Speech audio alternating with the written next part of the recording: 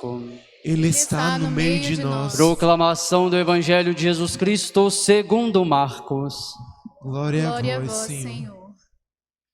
Depois que João foi preso, Jesus foi para a Galileia, pregando o Evangelho de Deus e dizendo: o tempo já se completou e o reino de Deus está próximo. Convertei-vos e credes no Evangelho. E passando à beira do mar da Galileia, viu Simão e André, seu irmão, que lançavam a rede ao mar, pois eram pescadores. Jesus lhes disse: segue-me e eu farei de vós pescadores de homens.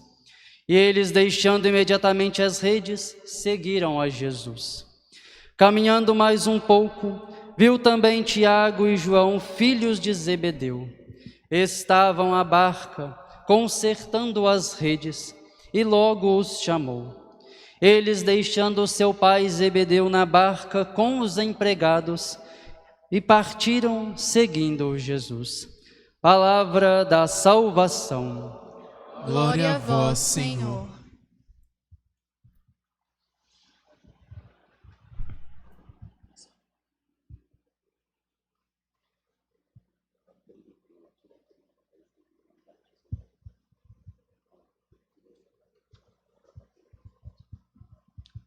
Louvado seja nosso Senhor Jesus Cristo. Estimados irmãos e irmãs, estimado irmão no carisma e também no sacerdócio, Padre Gabriel, é uma alegria poder estar aqui hoje celebrando, não é? Esta missa e também o batismo dos meus sobrinhos. A gente já vinha preparando outros momentos, né? Mas enfim, não aconteceu. Diz que tudo acontece na hora que Deus permite, não é? Diz que não cai um fio de cabelo de nossa cabeça sem a permissão de Deus. É isso. E hoje nós temos a alegria de poder acolhê-los nesta Santa Missa, nesta liturgia, e também de realizar esse sacramento de amor, de fidelidade, no qual respondemos, não é, por intercessão do Filho de Deus, Jesus, não é, a este caminho do discipulado, que ele é inicial e crucial para o nosso processo de salvação, para esse caminho contínuo. Irmãos, estamos celebrando hoje o terceiro domingo do tempo comum. Se a gente parar para rever, para perceber, vocês que estão acompanhando a liturgia diária, vocês que são de missa também diária, vocês que fazem as suas orações em vossas casas, percebe-se que esses 3 primeiros domingos que nós estamos vivenciando, não é? É uma liturgia no qual apresenta Jesus nos convidando, Jesus nos chamando a fazer parte deste reino, a fazer parte dessa obra de amor, não é? Ou seja, as liturgias que nesses 3 últimos domingos, com esse daqui agora, claro, terceiro, que nós estamos celebrando, é uma liturgia que nos fala de seguimento, que nos fala de discipulado, que nos fala de chamado.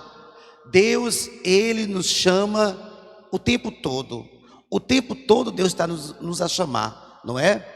E Ele não chama só o sacerdócio, Ele não chama só a vida religiosa, Ele não chama, não é só a vida consagrada, Ele não chama só o sacramento do matrimônio, no qual você contrai um matrimônio, não é? Ele não chama só os solteiros a viver uma vida mais próxima de Deus, não. Ele nos chama o tempo todo. Ele nos chama a vocações específicas, mas Ele nos chama o tempo todo Deus está nos chamando. E nós precisamos escutar a voz, nós precisamos responder essa voz, assim como Samuel, que vivia no templo, liturgia celebrada já aqui, né? Vivia no templo, seguindo todos os ritos, todas as simbologias, mas ainda não escutava a voz de Deus. Já estamos no terceiro domingo do Advento e Deus continua a chamar homens e mulheres para o seu rebanho, para o seu grupo.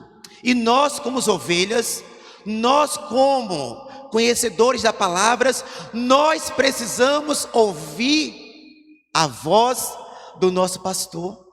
Porque o pastor, ele nos conhece e sente o nosso cheiro. E nós, será que nós estamos respondendo, escutando a voz desse pastor que nos chama?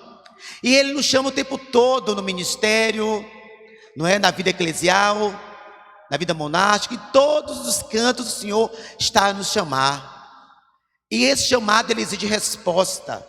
Esse chamado exige responsabilidade, mediante a partir do momento que nós contraímos o batismo, no qual hoje Yuri e o Ícaro estão se preparando para receber esse batismo, com o testemunho e a presença dos vossos pais e padrinhos. Esse batismo inicial, no qual nós somos emergidos, todos nós já batizados, no qual nós somos emergidos nesse profundo amor, somos chamados a acreditar nesse evangelho e converter de verdade o nosso coração.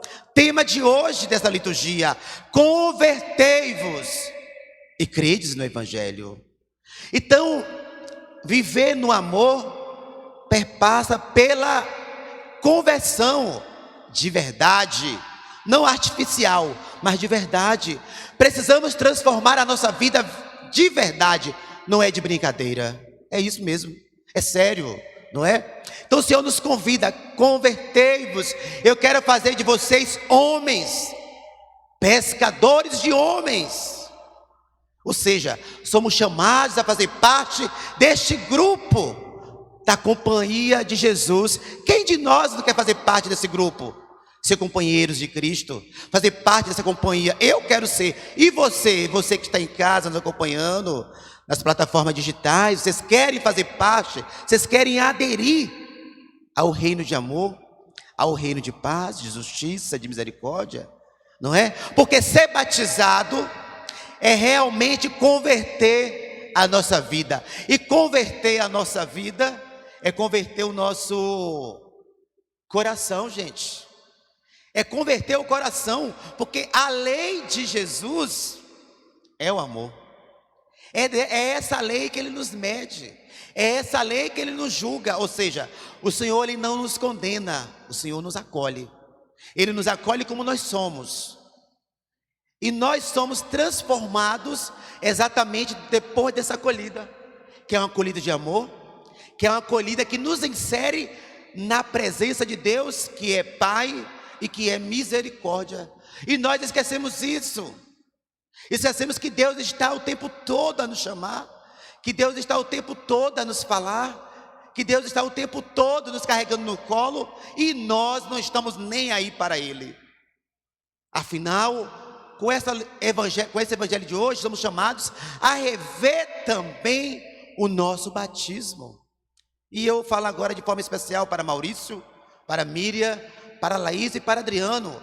Batizar os filhos, inserir os filhos nessa vida, nessa comunidade eclesial, não é só um rito, mas é uma responsabilidade que exige resposta, exige caminhada, exige vivência, exige a prática verdadeira do amor, que é a conversão, que é a mudança de vida. Ou seja, pais e padrinhos ao mesmo tempo, não é? Se uniram. Vocês perceberam isso, não é? A missão deles triplicou, não é? Não é só pai mais, é pai e padrinho. A responsabilidade desses meninos, dessas crianças, estão em vossas mãos, não é? Então, são chamados a educar na fé, no amor, sobretudo nos valores éticos e morais, não é? A vida dessas crianças depende de vocês, depende da comunidade eclesial. Isso é inserir o filho, isso é batizar o filho ainda como criança. É para que ela cresça na presença de Deus, na presença do Espírito, iluminada e guiada por esse Espírito Santo de Deus que nos guia, que nos ilumina, que nos dá vida e que nos dá força. Porque o próprio Jesus, quando morre na cruz, ele desce a mansão dos mortos, ele ressuscita, ele aparece aos seus, e antes de partir para o Pai, o que é que ele diz para nós? Eu vou para o Pai, mas vós não ficarão o quê? Órfãos. Eu vos darei o meu Espírito, o Paráclito, o Defensor para vos defender, para estar contigo até os confins da terra, até os últimos dias de nossas vidas. É isso. Então, ser pai, ser padrinho, hoje é uma missão para vocês grandiosa, não é? Porque a liturgia de hoje fala: vem, segue-me. Ser seguidor de Jesus é exatamente responder esse chamado. Padre Gabriel respondeu um chamado, Mineirinho de Lafayette. É Lafayette? Não errei o nome, não é? Mineirinho, Padre Sandoval de Itabuna, um dia respondeu esse chamado, um dia escutou esse chamado. E aí o salmo anterior, domingo anterior, falava o quê? Eis-me aqui, Senhor, para fazer a vossa vontade com prazer. E eu tenho certeza, aquele que contrai o casamento também acha que deve ser com prazer, não é? Ser pai, ser mãe também é uma vocação. Então você hoje não é só pai, não só pais. Vocês são também agora o quê? Padrinhos, no qual Deus os convidou, chamou. Eu tenho certeza que é o Espírito Santo de Deus que suscita na alma de vocês, no qual vocês confiaram um ao outro, os filhos de vocês. Então ser pai é uma vocação, Maurício.